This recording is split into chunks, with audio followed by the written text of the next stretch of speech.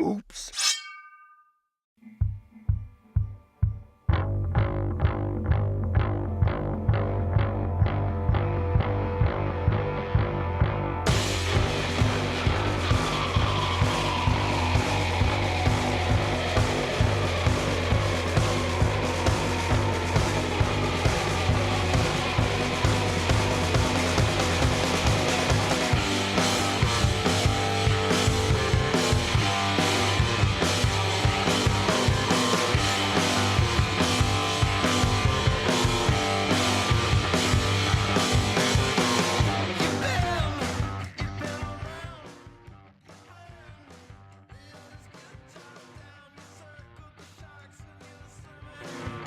Welcome to the Lift Heavy Run Long podcast, episode number 84 with Jeff Anglin. You can find us at www.liftheavyrunlong.com, on Twitter and Instagram at liftrunlong.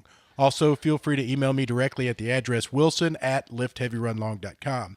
Please subscribe to our YouTube channel and leave us a 5-star review on iTunes. If you are not a member of our private Facebook group, you should be because we want you to be there. Search for Lift Heavy Run Long Community and request to join right now. My name is Wilson Horrell. I am one of your hosts, and I am joined sitting next to me with the most attractive co-host on the entire planet, and also one of the most intelligent people in the world, certainly in the room, Dr. Amanda Kimsey Horrell, also known as Jacked and Tan. Hello. How are you, Doc? I almost said good morning. Good morning. Good morning. Ted thought we recorded during the morning. Good morning. He did. Well, I wonder why he thought that. I don't know. Huh. He just always imagined it being in the morning, so I destroyed his world when I told him it was at night. That would never work. Yeah, no. No, it would not. It might work. I could get some pre-workout in me and do that. We did a podcast one time, and you were eating all of your kids' Halloween candy, and you were on point. Yeah. Like It you works. showed up ready to party. Halloween candy works.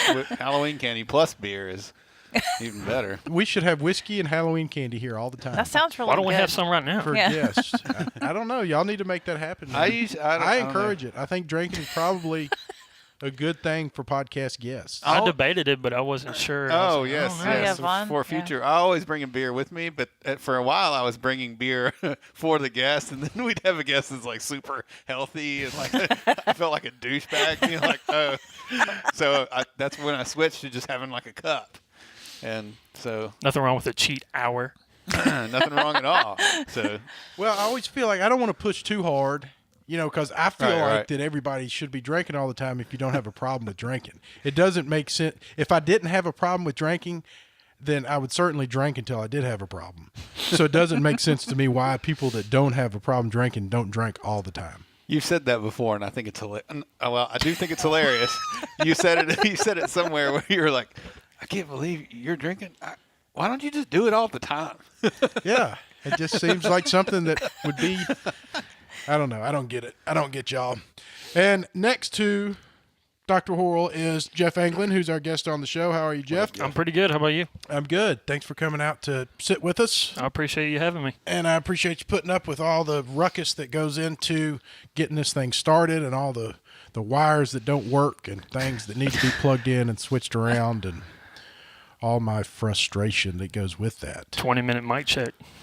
20-minute mic check. Look at that. He is on point. Jeff, just a little while ago, you were on my side. I even offered you a place to live. He said something nice about my football picture, and now he's joined the dark side, and he's getting on to me. Wow. Next to him, we have the Reverend, Mr. Hey. Von Rawls. What's up? What's up? How are you, sir? Man, I'm doing so good. I'm excited to wear my Lucero skateboard T-shirt that I'm proud of you. I That's ordered awesome. because there's not a lot of people that will understand that, There's not. and it means a lot to me. And there was a lot of tricks attempted but never landed on Yeah. my skateboard when I was young. That's how it works. That's how it works. Is there the percentage of people who skated and were good at skating is very, very, very, very small. That's right. And I was one of those people. Yeah. I could do some stuff, but the amount of stuff that I told people I could do while not on a skateboard versus the amount of things that I ever did while skateboarding is vastly different. I had a skateboard growing up, and I used it more as a illusion board than I did a skateboard. Yeah, that's what Sit most down people on I think Yeah. I think use it for. Yeah. find the steepest hill and just go. I skated. That's what I do. I skated all the time. Vaughn, there's a skateboard Deedle Park thing in Chattanooga. I don't know what they're called. Oh, a Deedle Park? A Is that Deedle what you Park. call it? I I don't know what you like skateboarders do, but there's like I go cement Deedle. like dips and A really good one. Nice. I don't know. I go Deedle Deedle. out there. You go Deedle. You're a legit deedler, aren't you? I mean, you did- can legit. skate. Legit is a bad word for it. I saw you Deedle. ollie and deedling off a bunch of steps. Yeah, I mean, at one point in my life, I was pretty darn good, but like right now, I can I'm not talking about land now. a kickflip. That's about it. I can ride through the pool like I can deedle. Out in Hernando, we have a pool that Evergreen put out there a couple of years ago, and I can go scoot around that. Like you thing. can drop off the deep end and be like, I don't know about that. That's kind of Okay. scary. They have like little roll-in Okay. things where I can just roll in. oh, gotcha. Dropping in is hard. Yeah, it's scary. I can drop in like the 4-foot part, but not the 7-foot Yeah, part. okay. Too scared. I'm too old for that. Yeah. Could you ho-ho? Ho-ho? Yeah. I don't know. Maybe. Shin ho? Could you maybe. show shin ho? What is that? Ho-hos are food, like I ding could definitely. dongs. I don't know that I tried too hard. I could definitely do one hand. Yeah. Right. I don't know that I ever got. I tried to ho-ho a level. bunch. I used to do it on my mom's couch cushions. I would take her couch cushions like a skateboard, and in the den, I would. Is that where you hold Oh, it to yeah. your feet and you flip up on like one hand or Yeah. whatever? You like put the skateboard on your feet and walk on your hands. Oh, that's how he learned to handstand walk. That's right. Yeah. Oh, that's awesome. Yep. So that's one thing I can do well. Oh, I have a message for Vaughn. Sure. It's from my mom. Oh Oh boy. yeah, you're in trouble. Oh boy. Yeah. So she's like, tell that Vaughn that I've heard him say this on a couple occasions on a couple different podcasts that he talks about on his 100-miler where he's running with all doctors, and he said that he shouldn't be there, that he can run with anybody he wants to because everybody puts their pants on the same way. Oh, well, that's very nice of your mom to say that. So she said, Well, don't thank you. don't say that anymore. All right, I will not say that anymore. Be not tell proud. that Be story. more confident. I will. I'm working on that. Yeah, Make Carolyn happy. working on that. We got the app going on, man. I have put in some serious hours to this app and getting the programming right, and I think that we've got some really good stuff to offer the members, and hopefully we'll be offering it as early as next week. The two coolest things that have happened in 2018. One, there is a Tesla orbiting around Mars and space. We shot a car in the most awesome fashion you could imagine up into orbit, and we have an app. Those are two Which very is- cool. Is which that guy is really cool. Is the guy in orbit using the app? There's no guy up there. It's just the car. I thought he was holding his breath. Are you not following this? No, I saw you post something about Oh my it the other God! You day. guys have to go watch that. I haven't seen it yet. What's exciting about watching a car float around in It's space? the most amazing thing I've ever seen. One of the most amazing things I've ever seen in my life. Watching the whole rocket launch. Dude, you know how rockets, the space shuttle has these boosters and stuff? So it's got three things. The center thing, there's a car in the middle of it with a dummy in it going, nerd. And then there's two boosters on the side. They're ginormous. They shot those things up into space.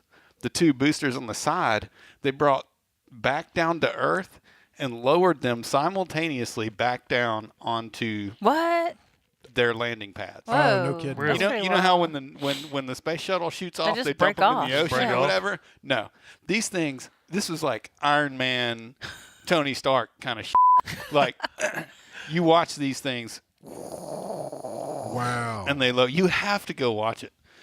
Everybody has to watch it. It's like historical.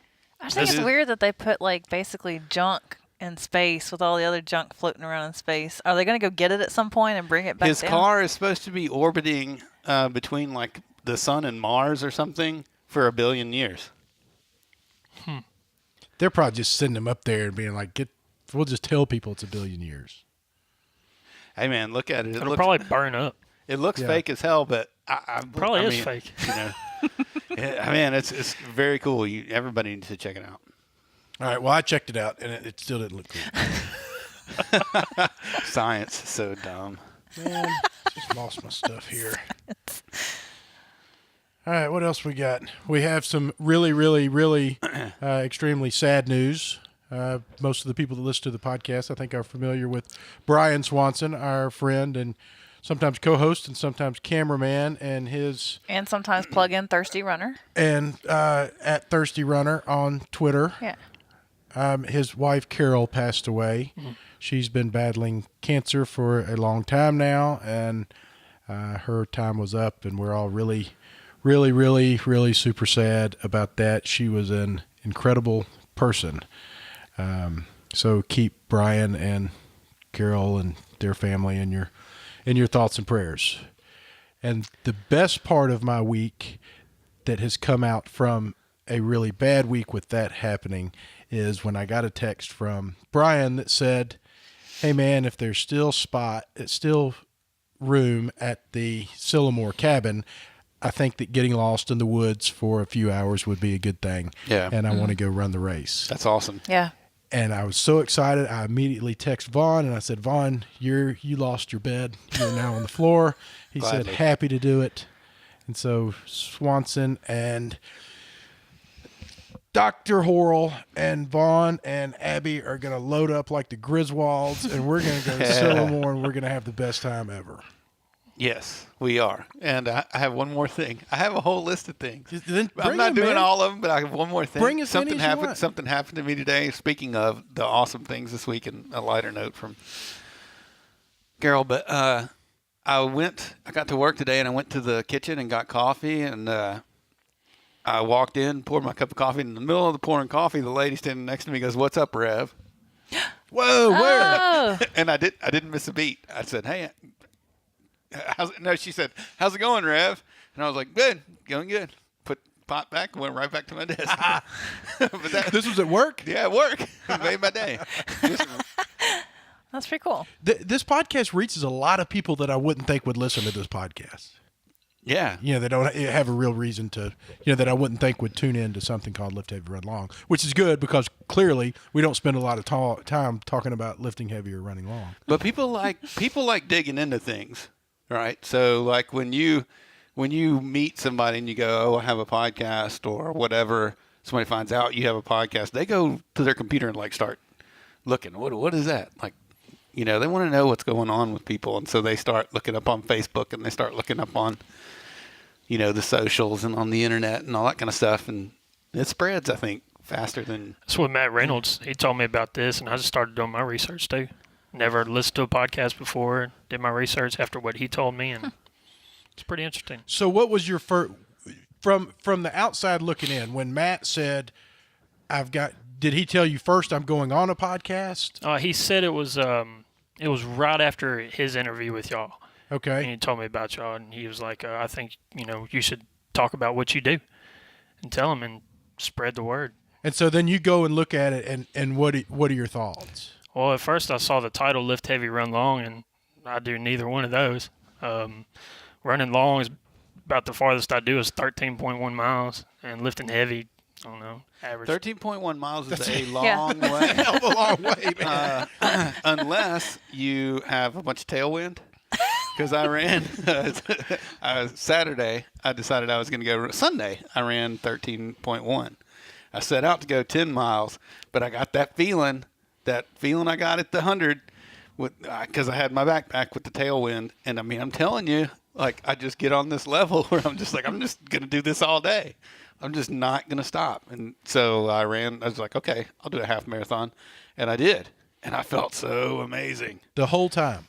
The whole time. I think I told Holly, my wife, I think I put too much in there. Because I'm what's happening to me? Like, turn into a totally different person. But what I was going to say is 13.1 miles is a long way. Oh. And so that is long. Yeah. Absolutely, it's long. If sure. a 5K is a long way if you're not used to running 5Ks. Oh, yeah, definitely. Okay, so go ahead. So then you start Sorry. looking at it. Yeah, at first he told me the way it was first created was, for people who lifted heavy and then ran long, and then he says it just kind of evolved into, if you do anything active and fun. And I was like, well, Yep. I could do that then. So Wilson's responsible for that. yeah. Yeah. I think that's been the biggest hurdle for me. And the reason I'm responsible for that is because I don't run fast or lift very heavy. But I want people to I don't want people to be intimidated by the name. I don't want people to be intimidated by fitness in general. No. And that's kind of my mission with all of this. And I think that the name Lift Heavy Run Long already puts up kind of a front, like an elitist sort of, you have to be strong or you have to be fast to be here. And I want to do everything I can to shatter that and let people know that, lift heavy and run long is all just. But that's the way it's always. It's kind of always been that way because I've never been fast and I am not strong. Like when I say, "Ooh, like what's your deadlift?" Well, my PR is 440 pounds or something. That's heavy, right? Yeah. But that if I'm not winning any deadlift competitions doing that. Right. My marathon time is 3 hours and 50 something minutes. That's pretty impressive. That's pretty fast. But I ain't winning any marathon contests running that time. Mm-hmm. You understand what I'm saying? Yeah. So that's kind of the whole spirit of the thing is like how much can I, how far can I get with it? Whether I can do a 5-hour marathon and 300-pound deadlift or whatever, how far can we go with it? And how much of a better person can I become? So whatever. would you be hesitant to join a Facebook group because of what you consider running long or lifting heavy? No. That was called Lift Heavy Run Long? No, not at all. I would like to see what they do, Yeah. see what they're about, see if I could fit in. So tell me how you got you work out you're from Hernando. Yeah, grew up in Hernando. And you work out in Oxford. Well, I live in Oxford now. Okay. Live in Oxford. I've been living in Oxford about a year and a half. Met my, wife about 2 years ago, and been living down there ever since. And what's the name of your CrossFit gym? It's Maxx Strength and Conditioning. And you've been working out there how long? On and off for 5 months. And you're a obstacle course racer, and you got into obstacle course racing through CrossFit, or you got into CrossFit through obstacle course racing? CrossFit through obstacle course racing. And how long have you been racing?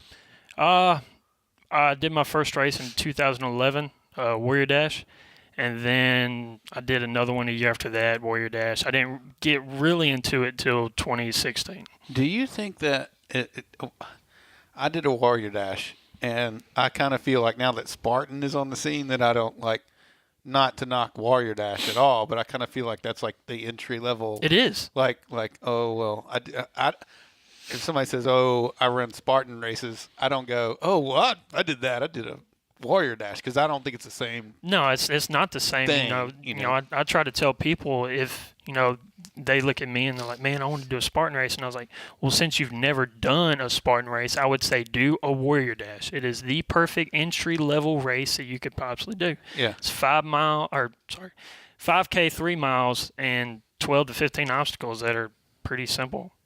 And, I would say that's a perfect base warm-up for any mud race. And then, if you feel like it, jump into Spartan. Is that all Warrior Dashes are the same length? Yes, all Warrior Dash same length. Are they an offshoot of another?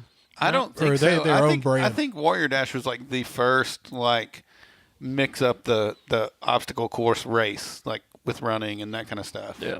I don't remember another one coming before. Tough Mudder was not far behind him, I don't think. But have you seen I feel confident you have. Have you seen the documentary Rise of the Sufferfest? Yes, I love that. It's a great documentary. It was a great it even got my wife to really understand why I enjoyed it so much. Yeah. So have you seen it, Vaughn? if not, You need to watch that. it's really good. It's about the history of obstacle course racing and sort of the psychology of what makes people want to do. I do need to watch that. What they do. And what's behind it, and also the absolute nut job who supposedly started it and just wasn't quite able to capitalize on Who it. are you talking about? It was over there. It was Anglin or Ireland or somewhere, and he did it on his farm. And it started off with like this 2-mile race, and he made all these obstacles. And then it got more popular, and people from all over the world came, and it just got bigger and bigger and bigger. But the crazy thing about it is he did it during the cold, cold to where when it's in the Sufferfest, but they talk about when you finish the race, you're dang near in pneumonia. If you finish the race. If you finish the race, you're like Wow. you could be standing in the hottest shower possible, and you'll still be just uncontrollably shaking. Wow. I mean, it is insane. Tough Guy is the name of it. Yeah, I think so. So finishing the Tough Guy was the original. Well, what is the guy that started Spartan? Is it Joe DeCina? Joe DeCina. And so he started it with some other people too, right? Yeah, And, he started it. He's got a book called Spartan Up, and he explains it all in a book. And I haven't read the entire thing, but he grew up on Wall Street and worked on Wall Street, and then ended up getting a farm in Vermont. And, he was just hanging out with a bunch of his friends, and he was like, "Hey, let's got this crazy idea." yeah, and I think they're split. They're split up now, but at one time they had a race called. It was a Spartan death race. Yeah, And their website literally was youmaydie.com. And nobody would finish it. I watched. They don't have the death race anymore. They don't. They don't. They have what's called the Agoge, which took place over it. But the death race was pretty intense. I've watched a few YouTube videos about it, and it is no joke. I have a friend who has done it a couple of times, 2 or 3 times. And the first couple of times, like I'll never forget him talking about the first time he tried to do it, because he's a big dude and he's got very muscular. And when he showed up for registration, they gave him a small tank, a death race tank to wear. Yeah. He had to wear it during the race, and they were like, "No, you have to put it on." And so there's a picture of him with like this tiny thing. It's like, and he's got these giant muscles, and he's like. In this little bitty thing, and it was hilarious. But that was just part of like them just breaking you down right from the very get go. Like, This was an intentional kind of hazy. it was a death race. It's like you're not going to finish this race, and most people don't, or didn't because they don't have it anymore. But like I think what they said was out of 100 people that do it, like less than 1% is going to finish. I watched one YouTube video about it, and they said the guy that did finish ended up having to do like 100 push-ups before he actually finished, and that was after like 24 plus hours of racing. Golly. Have you ever read Joe DeCina's, resume? That's a bad man. he is. That is an incredibly bad man. He's ran the Iditarod. Yeah. When I worked for Barbell Shrug, they went up there and spent like the weekend with him, and that dude's crazy. Yes, he is. Like there's videos of them, like those guys, like running up the hill, and he's like beating them with a rod, like while they're running. Like he's insane. Yep. Like they had a Spartan race out in Iceland late last year, and he made this YouTube video of saying, "Oh, hey, I'm just strolling, hiking along, these huge Iceland mountains," and he's like, "I've been thinking a lot, and I've been debating on increasing the burpee count from 30 to 50. He's like, "What y'all's thoughts? Let us know. I'll make a decision on January 1st." And I'm just like, 50 burpees? I'm like, people can barely do 30. And I was like, there's no way. And I was like, nobody's going to do that. But when I was at work, I was kind of thinking about it, and I was like, well, actually, I could kind of see it being 50 for like the elites, the elite racers that, do this for a living, just hardcore athletes that can pass every obstacle no problem. If they fail an obstacle, make it 50 burpees. But, everybody was like, keep it at 30. So he was like, well, guess we'll keep it at 30 So burpees. if you fail an obstacle, you have to do 30 burpees. Yep, 30 burpees. And he was talking about increasing that to 50. And that's every obstacle all the time. It's not some are going to be 30, some are going to be 50, some are going to be they're 60. It's always 30. Always 30. And you don't get, unlike a Tough Mudder, you don't get any help with the obstacle, I'm assuming? Well, you can in the open. With the monkey bars, if you don't have very good strength, you can have somebody help you grab your legs and hold you up. Hercules hoist, which is this, pulley system that you pull this rope and about 100+ pound sandbag and get somebody to help you with that.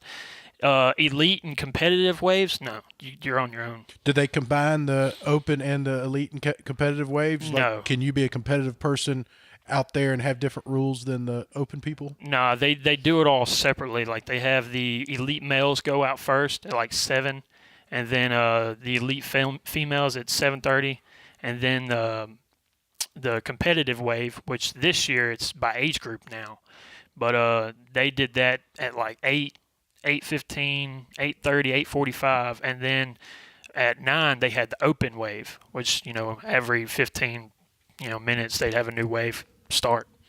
So instead of having just 1,000 people run out there on the course at the same time, it's kind of spaced out. So it's easier for the elites because there's nothing in front of them. They can just go. Do you know what you're walking into before every race, or are they standard across every race? They're different. I mean, the obstacles are set up differently. The locations are going to be different. We could have one here in Mississippi where the land is flat. Then you could have one in the Smoky Mountains of Tennessee, and it's nothing but hills, 90% hills. And if you're running on flat land your entire life, you're screwed. Yeah, that's how I've been on some of the races. But will you have enough information on the front end to say, this one's going to be too intense, or this one I think I can do? It'll, on the page, it usually says either like too hilly or, really swampy, really muddy. It'll tell you that, but it won't be like, hey, it might rain, everything will be muddy, so. And there are different distances as well, right? Yes, so you can do like a 5K. Well, actually, or they have different names for them. Like they have ultras, and they have. Yeah, for the shortest Spartan, they have the stadium, Spartan Stadium, which is at like baseball fields. They're having one in Busch Stadium this year that I really wanted to do, but I was like, no, I'm just going to take the year off. And then they have the sprint, which is like 3 to 5 miles with 20 plus obstacles. The super, which is 8 plus miles and then 25 plus obstacles, and then the beast, which is 12 to 15 plus miles and 30 plus obstacles. That's the one I want to do. That sounds fun. But there's also a beast. Isn't there like a thing where you do 3 different, like it's called like a trifecta? Yeah, something? trifecta. That's what I have. If you do a race, when you get your medal, you'll get like this little pie-looking piece. And when you do your sprint, super, and a beast, they're all different colors. Like the sprint is red. Okay. The super is blue, and the beast is green. Gotcha. You'll get your medal and then your little pie piece, and it just makes this little trifecta symbol, and you're part of the trifecta tribe of that year. Is that cool? Is that the coolest thing? It's pretty awesome. Like I want to do. Like, don't you just want to go do that? Mm-hmm. I do.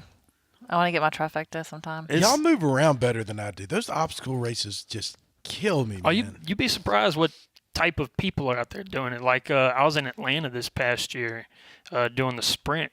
And I'd finished the race. I was getting ready for another event that night, and I was looking at the course map, and there was a few people talking about, oh, are these the water obstacles? And I was like, those are water stations. And they looked at me and they were like, oh, so you've finished? And I was like, yeah, I'm done. He's like, well, this is our first time doing a Spartan race. Can you tell us a little bit about it? And I was like, well, for every obstacle that you fail or can't complete, you got to do 30 burpees. And he's like, what's a burpee? I was like, oh. I was like, you're doing a Spartan race and you don't know what a burpee is? More prepared than that. I know. That's what I was telling him. He's like, no joke. I don't know what it is. And I showed him, and he's like, what kind of obstacles are out there? And I was like, well, you got the Hercules hoist, which is like a pulley system, a rope climb, a bucket carry, and he's spear throw. And he's like, a spear throw? He's like, oh, heck, man, my people have been doing that for thousands of years. I should be able to handle that. So we both busted out laughing, thought that was pretty hilarious. And I told him good luck, and you'd be surprised how many new people are out there doing it. I've done a couple Tough Mudders, and I'm one of the people that people are like, yeah, you'd be surprised at the kind of people out there, because I'm one of those people that people are surprised are out there. But they hurt.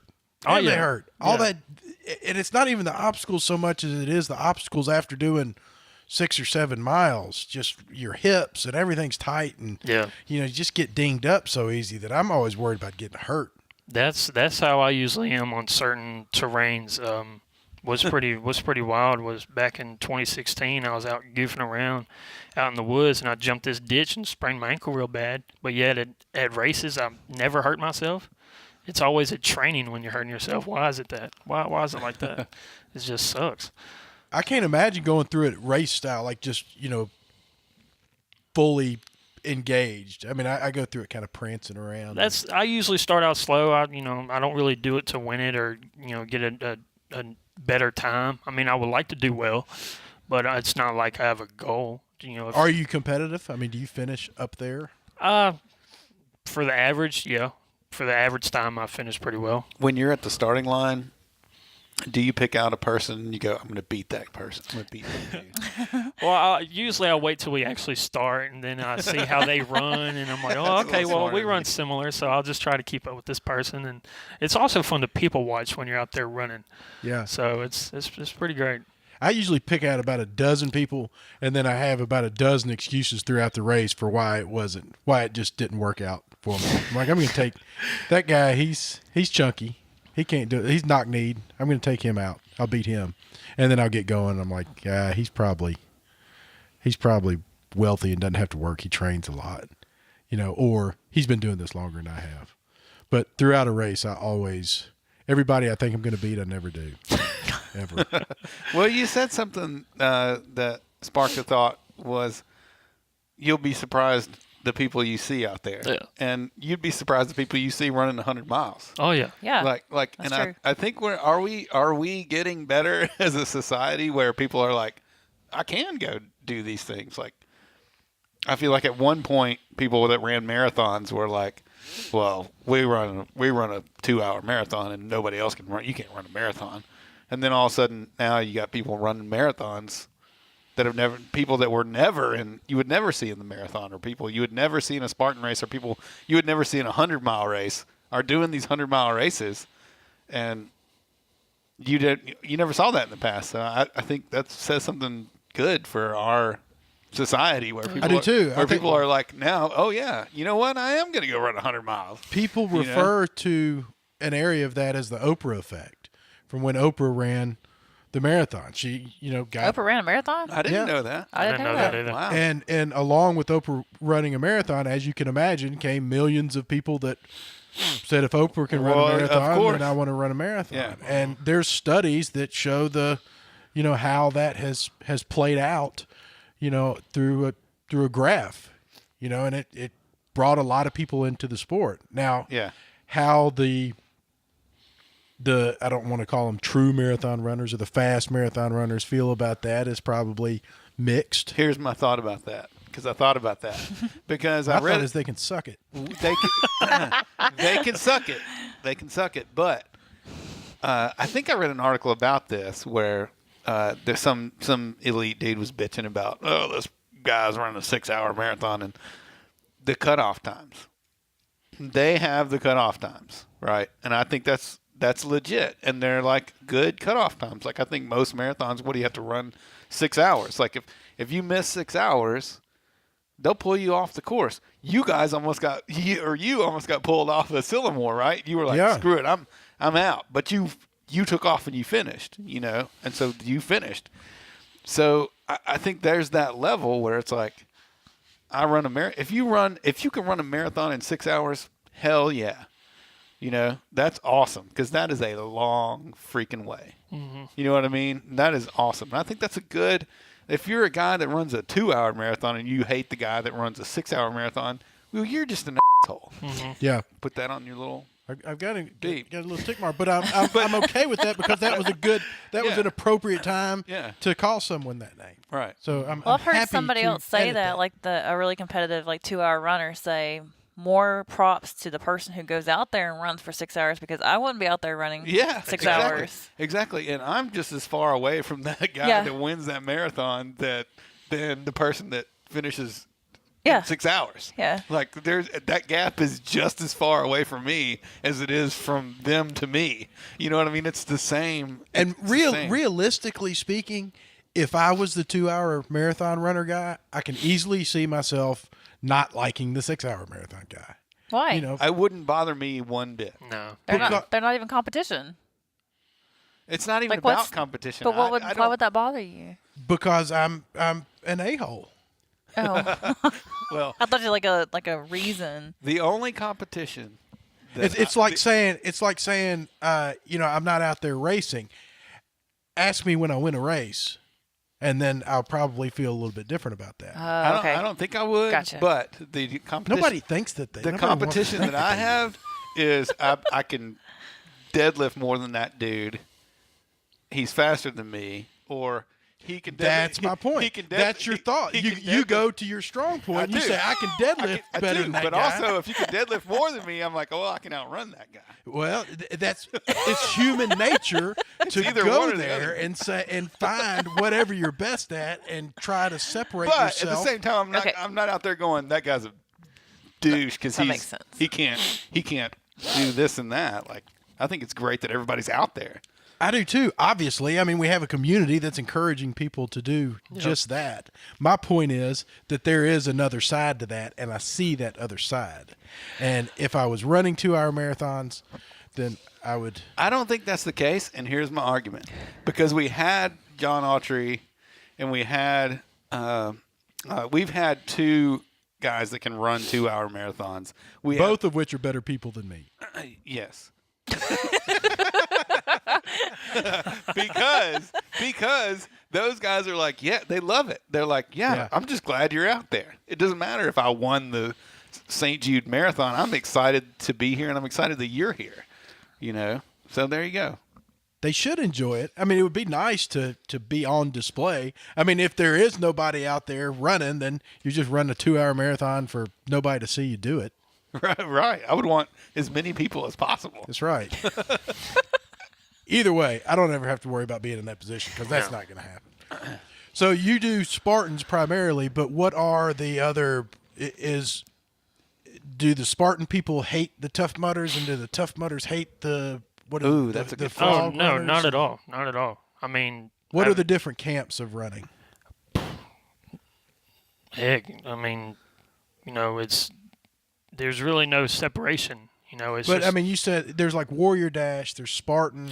Yeah, they're all different in lengths. They're all different in, you know, obstacles. You know, it's an obstacle course. Everybody's got obstacles. You know, Spartan monkey bars could be different than Savage Race monkey bars. Monkey bars on a Savage Race is called Sawtooth, and you're going on an incline, and then it dips down, and then dips back up, and then dips back down, and Spartan Race is just uneven, up and down, farther apart. And I mean, you know, Tough Mudders got their, you know, shock type obstacles. Spartan don't.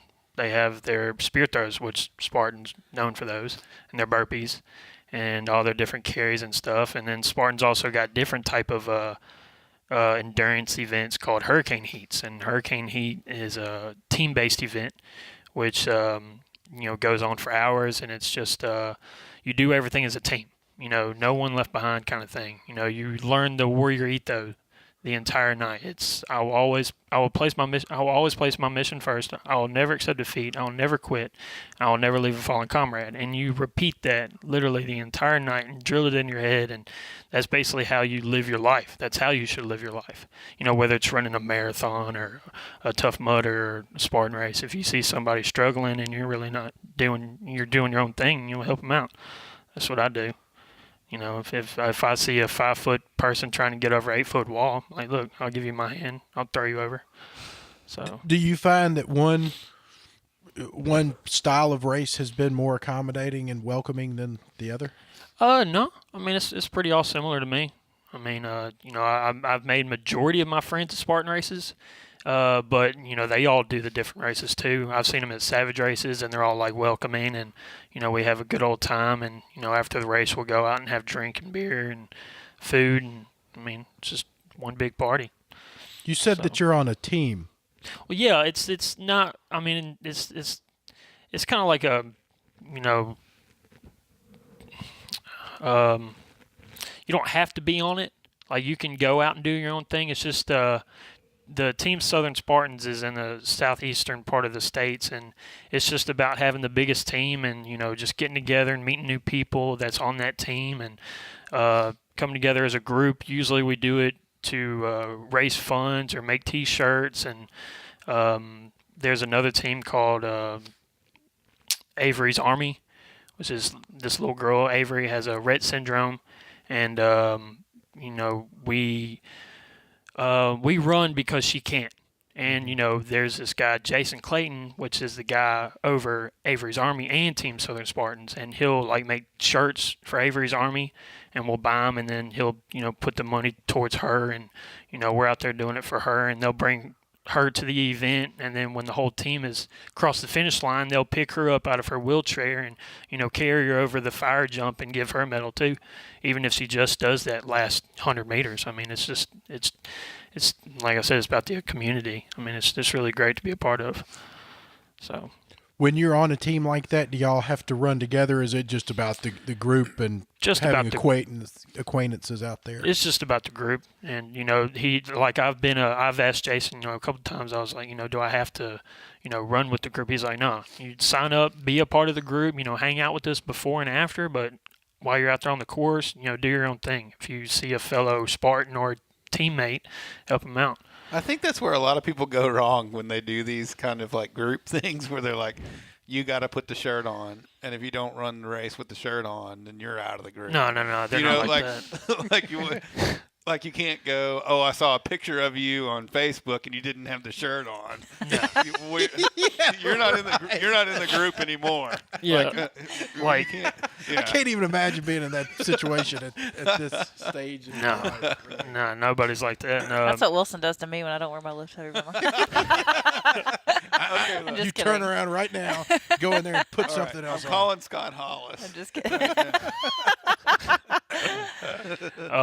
I've told my wife, She's not going out dressed like that, young lady. Tank top, LHRL now. I've told my wife a couple times, she would come out there and support me when I race. I'm like, here, wear a Team Southern Spartan shirt, or go buy a Spartan shirt. And she's like, I haven't done a Spartan race. I can't wear one. And I was like, nobody's going to look at you and be like, you've never done a Spartan race. You're not with Team Southern Spartan. You don't deserve to wear that shirt. I was like, it doesn't matter. You're showing support for me. So that's the only thing that should be going through your mind right now. If somebody asks you, hey, I see you wearing a Spartan shirt. Have you ever done one? Or which one have you done? Oh, it's my boyfriend's or my husband's, and I just wear it for him, to support him for when I go. Okay, that's cool. So, I mean, I've seen people post on social media and be like, I was at Walmart grocery shopping, and I was wearing this Beast Finisher shirt, and he asked, a guy asked me, which beast you do? Oh, I did this beast over here, and he looked at her and was like, no, you didn't. That course is way too hard for you. And it's just like, there are people out there, like you were saying, the 2-hour marathoner. I'm like, why would you do that? Guy. It's not about you. It's about finishing and being a part of it and doing something that other people think that you can't do. That's the biggest motivation right there. If you have people telling you, oh, there's no way you can do a Spartan race. There's no way you can do 30 burpees. Well, I'm going to prove you wrong, dude. I'm going to go out there and do it.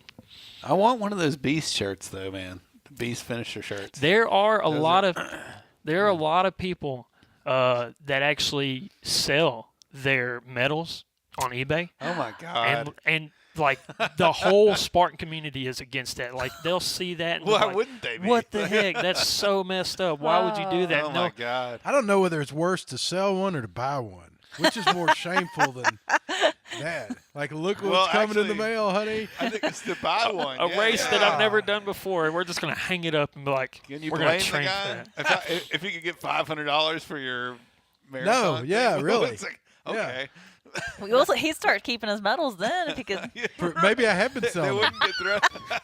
I've sold every medal That's hilarious. that's what you're doing. I got the money for the studio. I do want to do one of those beasts, though, man. They're a blast, man. It just seems like it's like triathlons.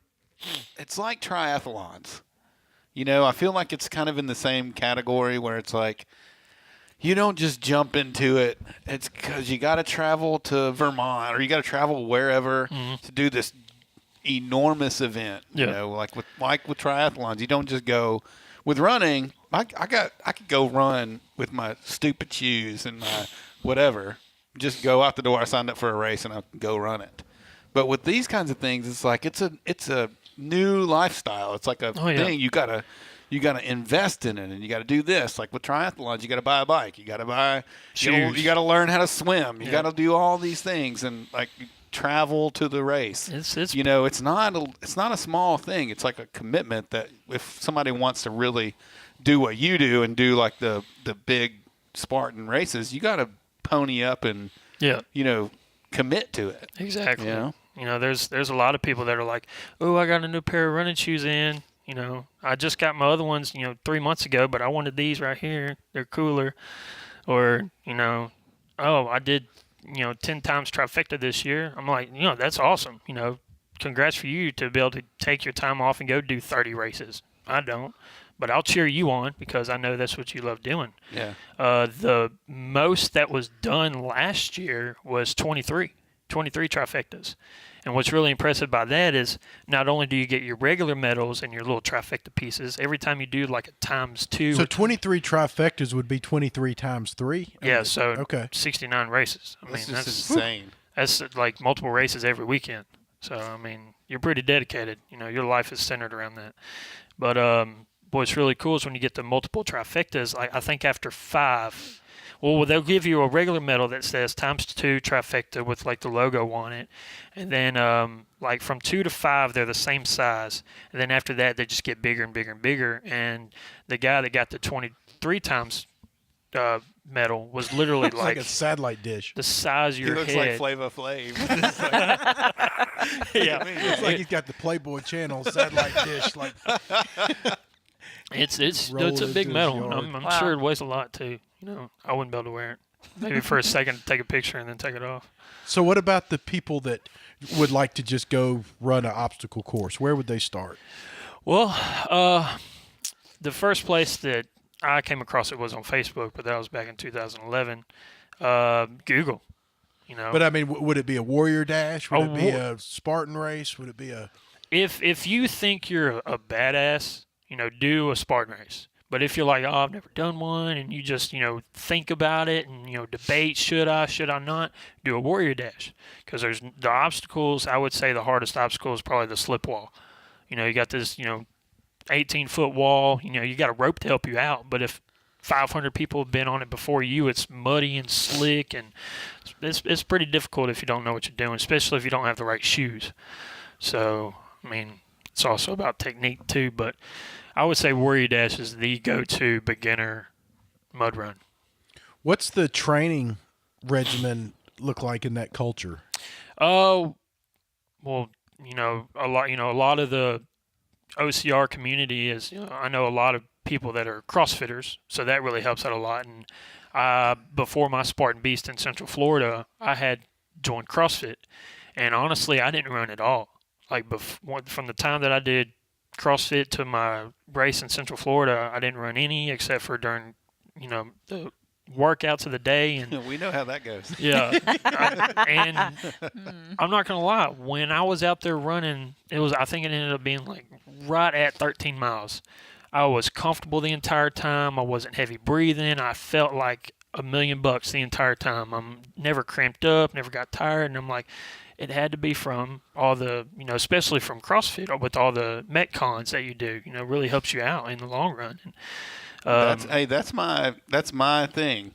I've been saying it for years. I could take anybody that's been doing CrossFit for 6 months in a good gym and just pick them up and go, hey, run this half marathon, and they go do it. Yeah. No running at all. Exactly. You can do that. Like I did the St. Jude half marathon this past year, and I didn't run at all. My cousin from Ohio flew down to run with me, and she said, be honest with you, Jeffrey, if you want to go out, if you want to leave me behind, that's cool. I haven't been training that much. And I was like, me and you both.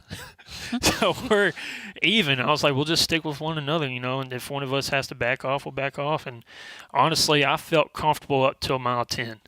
I was like, if I actually trained for these, I could run pretty well. Which that's about as much as anybody can ask for. Even somebody that's trained, yeah. They're going to go to a point to where you get to, mile 10 in a 13-mile race, and you're going to be. It's supposed to hurt. Yeah, That's what happens. Yeah. There was something that I was going to say in regards to that. I can't remember what it was. Oh, you were talking about in the obstacle course races. I do like that as far as the running goes. The running being broken up. Mm-hmm. I like the change of pace. Oh yeah, that does feel good, and I like to push harder. during the runs because you know that you get to stop running. Yeah, exactly. In a little while. That's, I'm more of a obstacle course racer. I don't do very many road races, just because I don't like running straight without anything broken up. But yeah, that's a great thing about it. Especially if you run early in the morning for a certain race, you go at it. You hit an obstacle, there's nobody in front of you. You do your obstacle, you go to the next one. You do an open wave and run at 1 p.m. There's going to be times where you get the obstacles and there's about 40 people in front of you. I mean, yeah, you get a longer rest time, but let's say you want to go. That's what happened with my Warrior Dash that I did, where it was just like, oh my God, I was like, because I tried to grow a beard. I was so serious about this thing, and it was so bad. And so there's a picture of me with the horns and the crappy little beard, the whole patchy everywhere. Yeah. But I was like, I'm gonna do this thing in like 20 minutes. No. Right. And so I got in the corral and I took off and I stopped, and I took off and I stopped, and it was like 10-minute wait times at these things because there was a lot of people. That's how all my obstacle races have been. It's really kind of disappointing. You get there and there's a big line. You're like, oh, God. Yeah. Excuse me, I have a beard. Right. Can you look move, at this please? beard? I'm a badass. Look at my... Get out of my way. Look at I've my been growing this splotchy beard beard for and move. 6 months. Maybe you should get some Rogaine for your face. Yeah, whatever. Some of those McDonald's French fries, oil, But hair growing. no, I will say, What are you talking about? You didn't see that story? No. This week where they discovered I think that it's pretty presumptuous of you to think that I keep up with anything. I don't know what's going on. McDonald's French fries I'm make the you grow least beards? informed person pop on the culture, planet. I guess I follow a lot more. Okay, so that's not fair. So they discovered that whatever they put in the oil that they fry the French fries in Is good. is as good hell. for growing your hair. That's Really? right. Back. Full So- head of hair right here. So Good for growing it back. yeah. So if you're bald and you need to grow some hair, there's to whatever the chemical they put in that thing to keep the fries a certain way for long periods of time will make your hair grow. I like the sound of that. Man, I totally just derailed that whole. yeah. No, that's good. Now Hey, Vaughn's directing people to go to McDonald's. what is the frog, the blue frog or green frog races? Isn't there BoneFrog? BoneFrog? BoneFrog. I haven't done one of those yet. I really want to. I've seen they're pretty legit, and they are they're not, like I said, all OCRs are similar. Are all similar but different. BoneFrog has their different categories too. Like they have their sprint, and then they have their challenge, and then they have their like tier 1, and then they have their BoneFrog endurance. Their BoneFrog endurance is pretty insane. It was new this past year. It was where you had to do I want to say you had to do a tier 1, which is the sprint lap, and then you have to do the challenge lap, and then that's considered the tier 1. And then for the endurance part is you have to run as many laps on the sprint course in like 8 hours. And each lap you make, you get this little green frog pin that you can put on your medal lanyard. And then every time you get to 5 or 10, it's a gold frog. Oh, cool. And I saw that and I was like, dude, I would love to have that. And I was like, I need to run more because there's no way I can run that many miles. So, But you've done some endurance races, haven't you? yeah, I mean, I've done, like I said, the farthest I've done for a Spartan race, I would say was probably 14 and a half. And that was South Carolina 2 years ago for the Beast. It was pretty long. It was pretty mountainy, and we hit a bunch 14 of those. and a half miles or hours? 14 and a half miles. I haven't done anything hours-wise. I take that back. Goruck. You ever heard of Goruck? Yeah. Yes. Goruck. I love doing those. I've only done 2 of those, but I love what their setup is about. I did Now, when Goruck, is that in and of itself does wearing the backpack make it a Goruck? what makes it a ruck. I mean, the Goruck is just go ruck. I don't. Okay. But they also punish you a little bit. Oh yeah, Those- like those are not. at the beginning they have what's called a welcome party, and the welcome party is like they'll put you through the hardest, craziest workout. Their focus is to break you down and build you back up as a team. So that way you're buddy at the end. You're like, we went through 12 plus hours of hell, carried 500-pound railroad cross ties, Yeah. 5 miles down the road. I mean, it's pretty brutal. Like we did me and a friend of mine from Tupelo did the Memphis Goruck a couple years ago. They had one in Memphis? Yeah, they have Wow. them every year. They're all over the didn't know place. that. They're just as they happen almost every weekend, just like Spartan and all that. They're Katie Yoakum does that. all Or over the she world. Did that Does she? 24 hours or 12 hours. Yeah, they have the light, which is like 5 to 10 hours, or I don't really remember the miles to hours set up on the light, but it's fairly easy. 5 to 6 hours, 7 to 10 miles, and then the challenge or the tough, which is 12 hours and then like 18 to 22 miles, and then the heavy, which is pretty badass. I haven't done one of those yet. That's actually another reason why I'm taking this year off to train for that. Is 24 plus hours and 40 plus miles.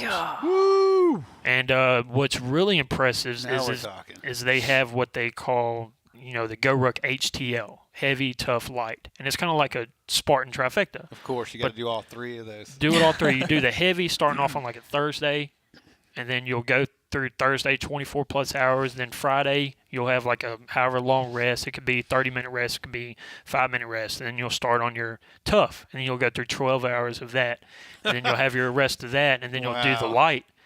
And that's I would actually like to do that too, but that's going to take a lot of training for that as well.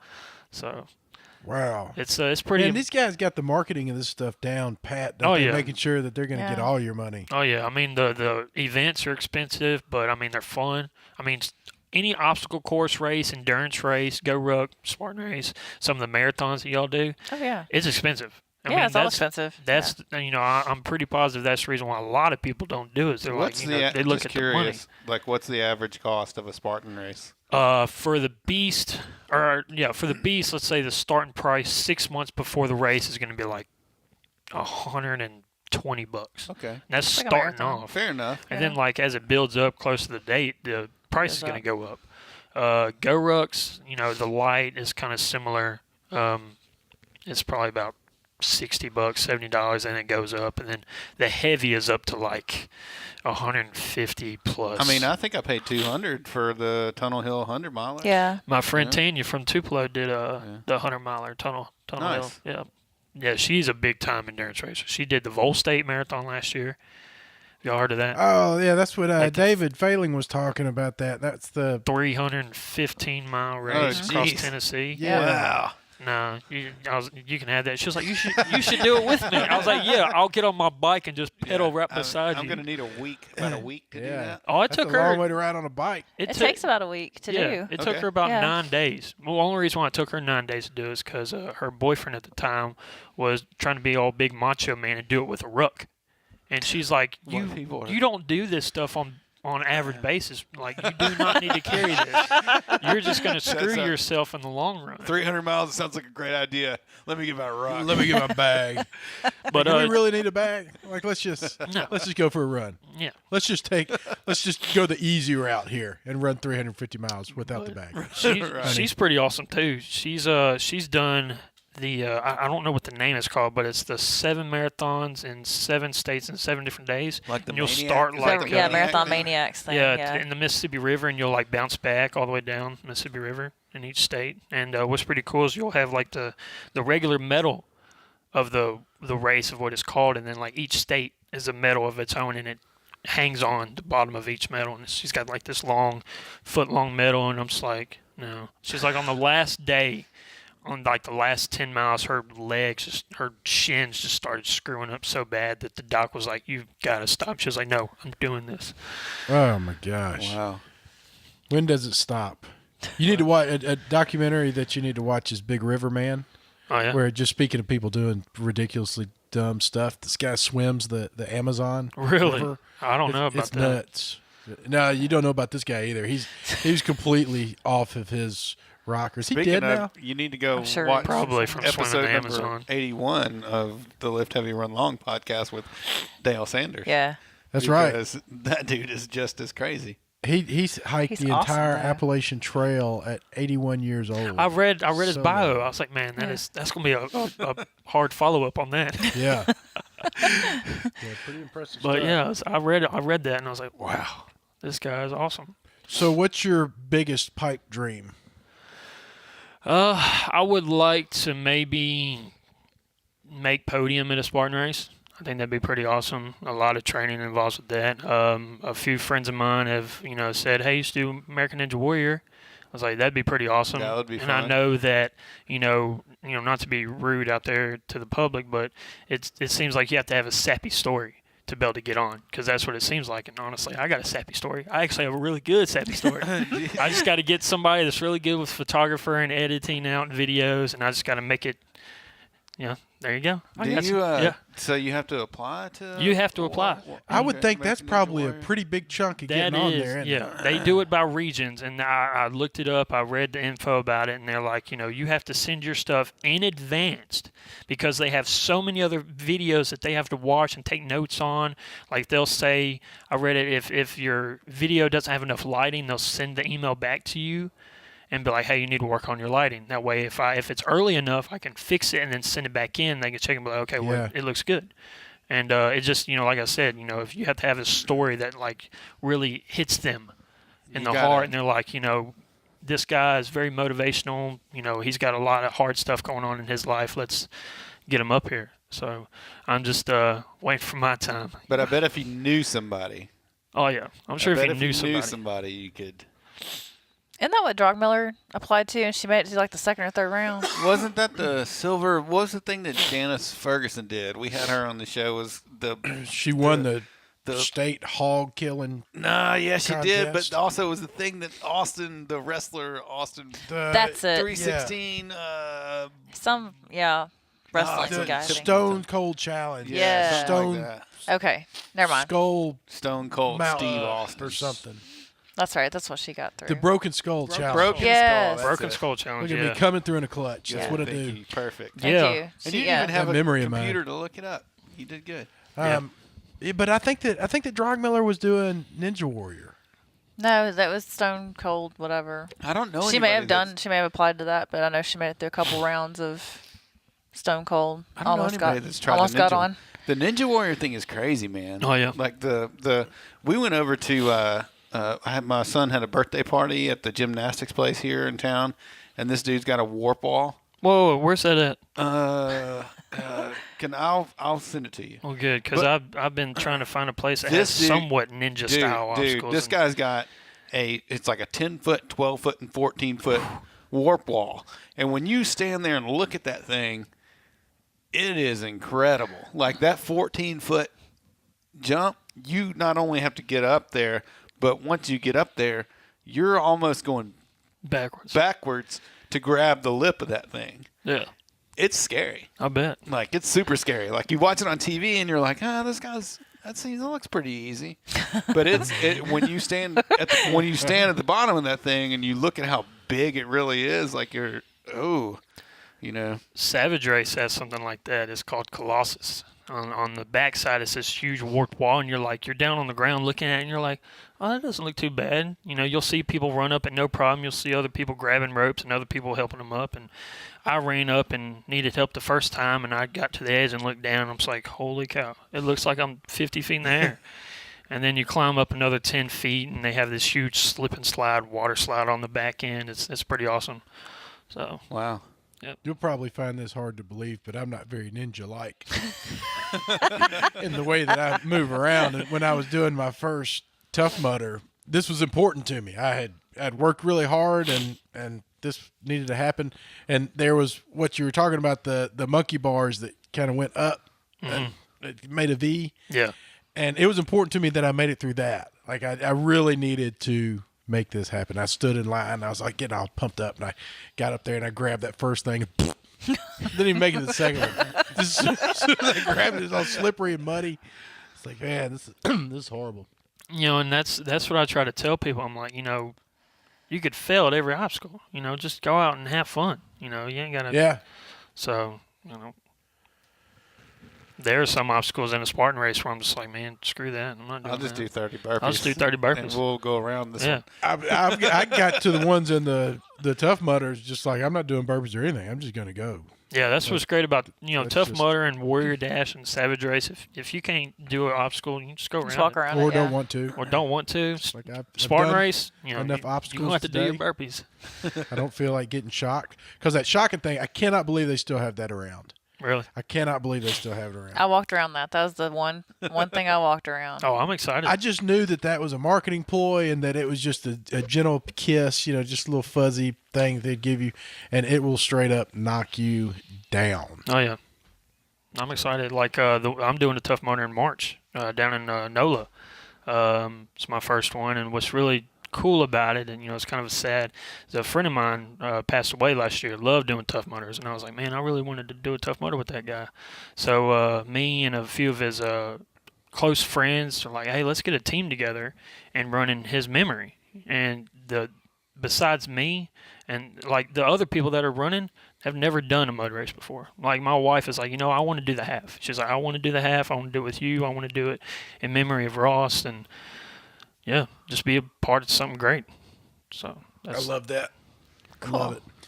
Well, man, we're about out of time. I appreciate you being on the show. It was really nice talking to you. Oh, yeah, it was fun. I really appreciate it. And let's keep in touch and expect big things from you. Yeah, man. Definitely, yeah. We'll see. All right, Call me man. back next year, and we'll see where I've been. Oh, it'll be incredible. Yeah. LHRL number 84 is in the books.